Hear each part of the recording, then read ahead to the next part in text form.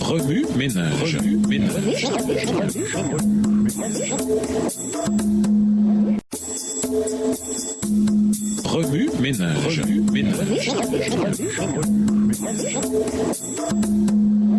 Bienvenue dans votre émission Remue ménage. Nous sommes à la leçon de mardi. Armageddon, la fin des jours. Lisons Apocalypse 3, versets 11 et 12. Je viens bientôt. Retiens ce que tu as afin que personne ne prenne ta couronne. Celui qui vaincra, je ferai de lui une colonne dans le temple de mon Dieu, et il n'en sortira plus. J'écrirai sur lui le nom de mon Dieu et le nom de la ville de mon Dieu, de la nouvelle Jérusalem qui descend du ciel, d'auprès de mon Dieu, mon nom nouveau. L'expression Armageddon, la fin des jours, peut donner la chair de poule, surtout si on l'exprime sur un ton empreint d'autorité.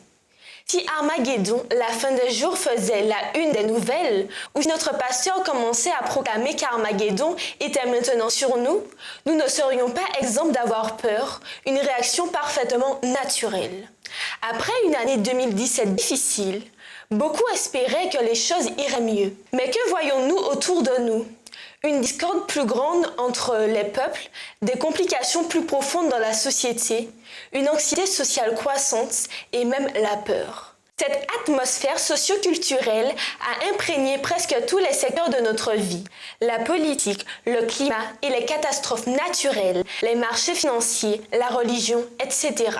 Ce trimestre, notre étude de l'Apocalypse peut amplifier notre anxiété ou bien nous remplir de paix. Sachant que la vérité présente que nous possédons se terminera par une merveilleuse rencontre face à face avec le Seigneur. Pour moi, c'est la seconde réaction que je choisis.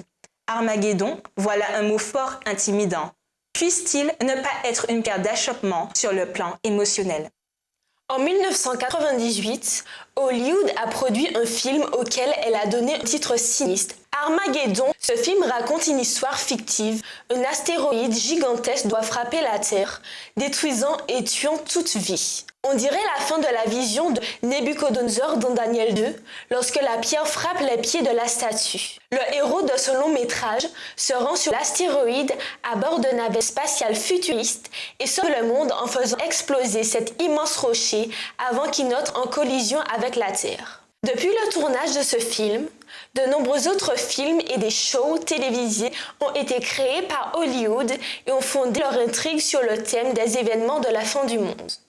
D'une façon ou d'une autre, dans nombre de ces films, l'humanité se sauve par elle-même. Voilà un divertissement sans doute intéressant, mais gravement trompeur. L'humanité ne peut se sauver elle-même, il lui faut un sauveur. Bientôt, au terme des événements de la fin du monde, les choses anciennes seront passées et une nouvelle création en Christ remplacera le chaos de ce monde.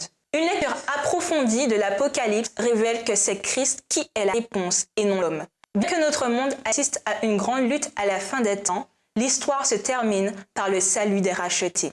Jésus nous dit dans Apocalypse 3, versets 11 à 12, « Je viens bientôt, tiens fermement ce que tu as, afin que personne ne te prenne ta couronne de vie. De celui qui aura remporté la victoire, je ferai une colonne dans le temple de mon Dieu. » Au revoir. Et à demain si Dieu veut. Remue ménage. Remue ménage.